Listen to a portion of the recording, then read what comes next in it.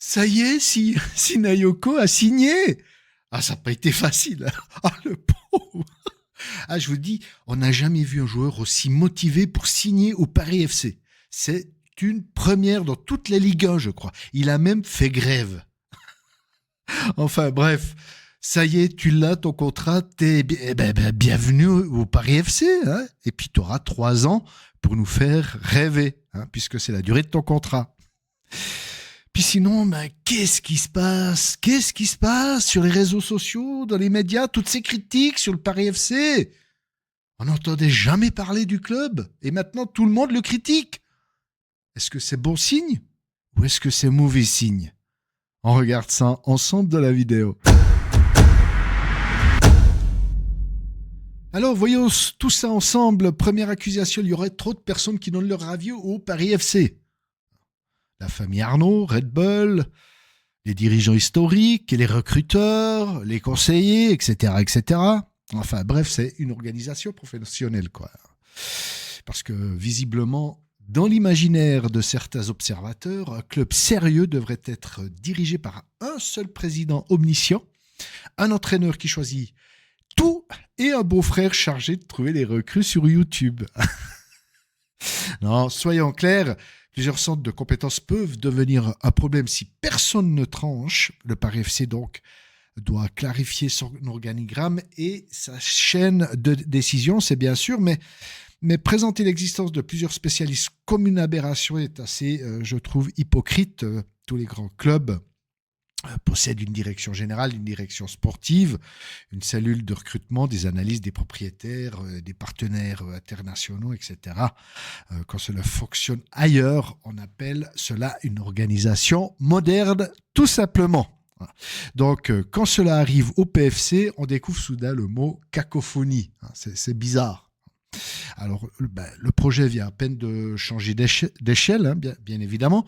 Il y aura forcément des ajustements, des tensions et des erreurs. C'est forcément à prévoir. Donc, une structure ne devient pas parfaitement fluide simplement parce qu'un milliardaire est entré dans la pièce, évidemment. Même chez LVMH, on sait organiser encore quelque chose. Hein, ça me paraît évident. Deuxième critique particulièrement élégante, les clubs et les agents verraient arriver la famille Arnaud et doubleraient immédiatement leurs tarifs. Alors, c'est possible. On va pas se mentir, c'est possible, mais ce phénomène possède déjà un nom, c'est le marché des transferts, hein, tout bêtement. Quand le PSG est devenu riche, les prix ont augmenté. Quand Manchester est devenu riche, les prix ont aussi augmenté. Et quand Chelsea dépense, les vendeurs savent également lire un bilan comptable. D'ailleurs, Chelsea vient de battre le prix du transfert le plus cher pour un joueur anglais cette semaine, donc CQFD. Donc, finalement, le Paris FC paiera probablement pendant quelques temps une certaine taxe à l'ambition, mais affirmer que chaque recrutement cher constitue une escroquerie revient à juger une opération avant même d'en connaître, je dirais, le résultat. Un joueur n'est pas surpayé uniquement parce que son montant choque quelqu'un sur un plateau de télévision, me semble-t-il. Il est surpayé s'il n'apporte rien, ne progresse pas et ne conserve aucune valeur. On verra ce qu'il en est des derniers recrutements du Paris FC. À l'inverse, un joueur acheté cher mais performant, jeune et revendable peut devenir un instrument d'investissement cohérent. Le plus amusant, c'est que certains spécialistes annoncent immédiatement que le club s'est fait avoir. Puis, si le joueur réussit, ils expliquent qu'ils avaient toujours vu son potentiel. On l'a déjà souvent entendu, celle-ci. Hein. C'est une stratégie remarquable, avoir raison pendant et après sans jamais avoir besoin de reconnaître une erreur. C'est humain. Le Paris FC devra évidemment apprendre à négocier plus durement. Avoir les moyens de payer n'est pas forcément encore un délit en soi, hein. Même dans un football français qui adore réclamer des investisseurs avant de leur reprocher d'avoir justement investi dans un football qui en a bien besoin. Autre critique qu'on entend souvent, c'est un mercato trop prudent puis trop agressif. Le procès du mercato mérite presque une récompense à mes yeux. Au début, le Paris FC ne recrutait pas assez, selon les dires de chacun. Il était trop prudent, trop lent, pas assez expérimenté, manifestement incapable de comprendre la Ligue 1. Puis le club a commencé à investir davantage. Et là, changement complet de scénario, il recrutait trop vite et surtout trop cher. Il faudrait tout de même transmettre la bonne version de l'accusation à la défense, me semble-t-il. Un promu ne peut pas reconstruire son effectif entier en une semaine. Il doit observer, conserver certains joueurs, en remplacer d'autres et préparer plusieurs saisons. Ça me paraît complètement logique. Oui, certains recrutements seront ratés. C'est forcé. Ça va arriver. Cela arrivera à tous les clubs, y compris à ceux dont les dirigeants sont présentés comme des génies lorsqu'ils réussissent. Mais les contrats longs et le profil relativement jeune de plusieurs recrues montrent que le Paris FC ne cherche pas uniquement à survivre jusqu'au prochain mois de mai. Il essaie de construire de la valeur sportive. On peut contester les choix, c'est même ça. Mais expliquer simultanément que le club manque de vision et qu'il prépare trop agressivement l'avenir demande une souplesse intellectuelle, à mon sens, réservée aux meilleurs contorsionnistes. Arrive la critique la plus sérieuse, à mon sens, c'est les changements d'entraîneurs. La succession des entraîneurs est probablement l'attaque la plus recevable. Quand un propriétaire parle de patience, puis change rapidement de technicien, le concept de temps long ressemble effectivement à une promotion valable jusqu'au prochain mauvais résultat, malheureusement. Eh bien, le Paris FC devra donc montrer qu'il ne transforme pas chaque période difficile en casting permanent. Mais là encore, la stabilité n'est pas une valeur absolue. Garder un entraîneur uniquement pour préserver une image de cohérence serait aussi absurde que de conserver une recrue décevante pour ne pas admettre une erreur. Manchester City, encore eux, ont changé plusieurs fois d'entraîneur avant Guardiola. Le PSG a connu une collection de techniciens suffisamment longue pour remplir un album Panini. Un grand projet ne se fait pas toujours avec la bonne personne, tout de suite.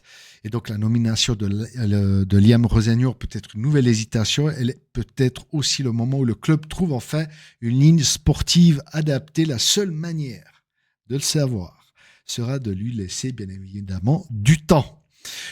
Oui, du vrai temps cette fois. Pas 3 matchs, 2 blessures et une chronique annonçant déjà que vestiaire, doute. Autre critique, et cette fois-ci dans l'environnement du Gros Godet, le centre d'entraînement, le club prendrait trop de place.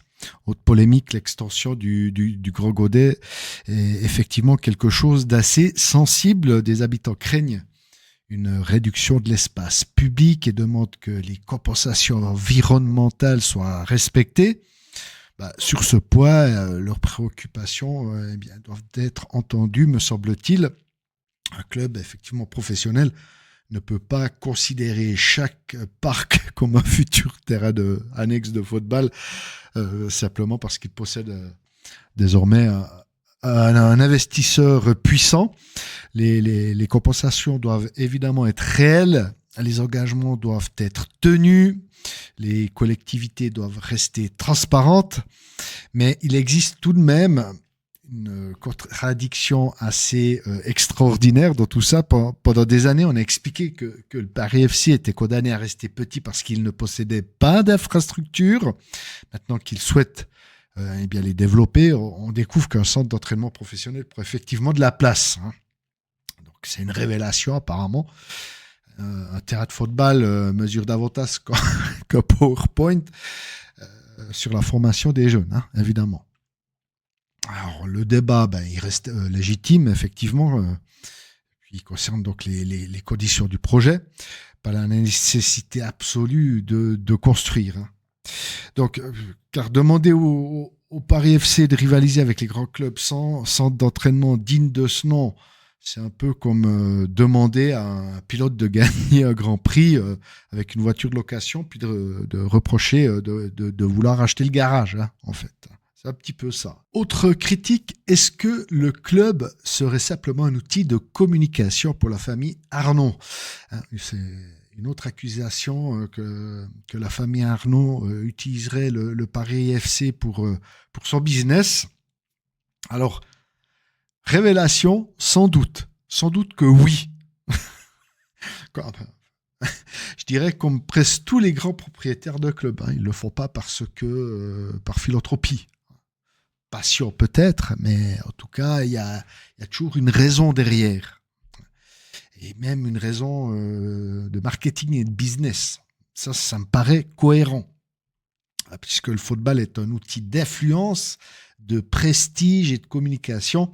Découvrir cela en 2026 revient un peu à révéler que les panneaux publicitaires cherchent à vendre quelque chose, hein, me semble-t-il.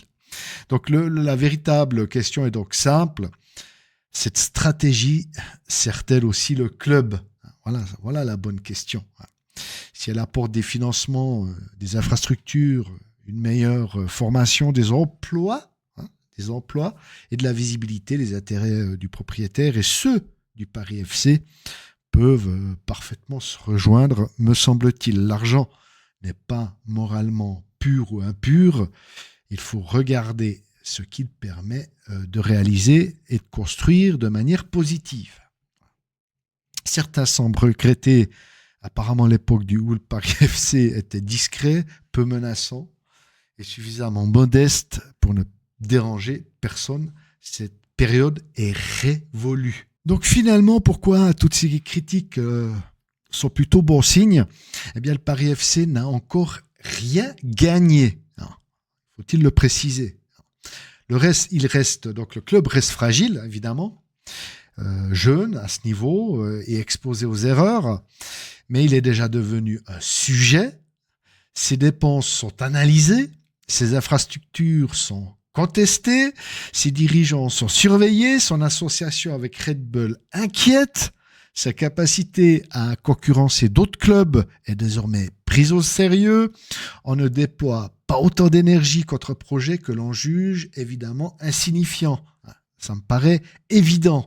Donc personne ne s'inquiète d'un club sans avenir non plus. Personne ne surveille les transferts d'un club sans argent. Personne ne dénonce l'expansion d'un club qui ne grandit pas. Le Paris FC dérange moins parce qu'il a déjà accompli que parce qu'il pourrait devenir, me semble-t-il. Et c'est probablement cela le véritable sujet des critiques. Pendant longtemps, le football français a réclamé l'arrivée de nouveaux investisseurs solides. Maintenant qu'un investisseur français puissant décide de construire un projet ambitieux, certains découvrent soudain les vertus de la sobriété, de la patience et du petit budget. Alors, Skeletor, ton avis sur ceux qui reprochent au Paris FC de dépenser trop après lui avoir reproché pendant des mois de ne pas recruter suffisamment, hein?